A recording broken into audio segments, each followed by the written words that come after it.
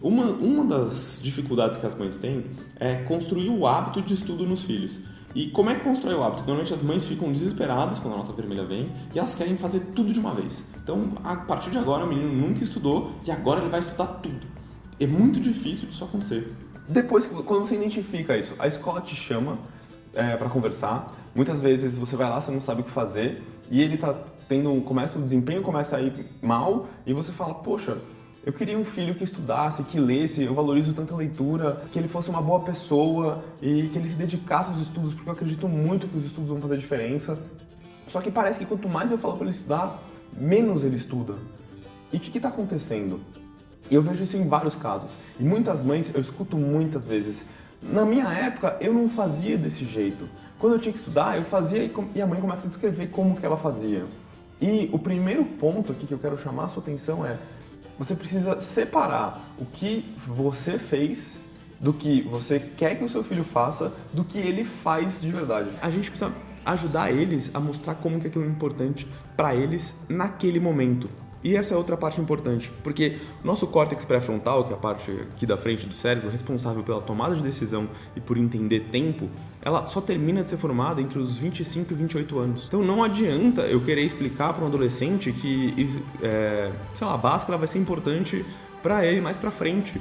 Apesar de todo mundo falar que não usa, que nunca mais usou. Você não vai fazer engenharia, você não vai usar mesmo, é bem difícil. Mas te ensina raciocínio lógico, te ensina a separar um problema grande em vários pequenos, te ensina várias coisas que às vezes você não tem tanta noção hoje. Mas como é que eu vou dar essa noção de futuro para essas crianças e para esses adolescentes se eles não entendem o que é futuro? É importante você lembrar que os filhos, ainda não, se não forem adultos, né, eles têm uma percepção de tempo diferente. Então vocês precisam ter um pouco mais de paciência. Eles não entendem fisiologicamente, biologicamente eles não entendem. Então eu preciso trazer e me colocar no lugar do aluno ou do lugar do meu filho, entender como é que estão as emoções dele aqui, porque essa é a parte mais importante, para aí usar a minha criatividade e trazer aquilo para o dia a dia dele.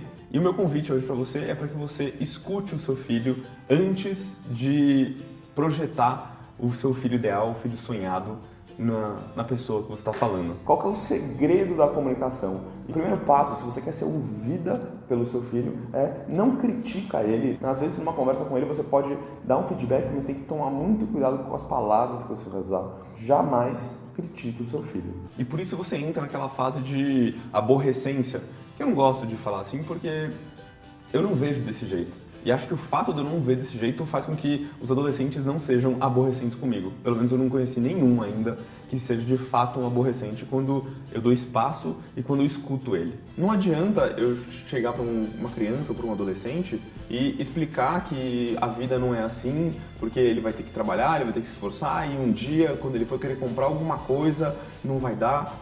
A gente precisa trazer para a realidade deles. O que você quer fazer essa semana? O que você quer comprar hoje?